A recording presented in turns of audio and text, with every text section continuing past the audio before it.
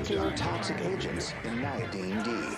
The cloud continues to travel west as residents are now being asked to relocate to Iron City, where local businesses have opened their doors to shelter evacuees who have been further displaced.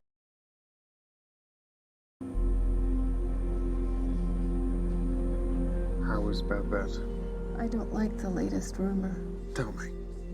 They're lowering in technicians from Army helicopters to plant microorganisms in the core of the toxic cloud. What don't you like about it? I don't know, it's like the greater the scientific advance, the more scared I get.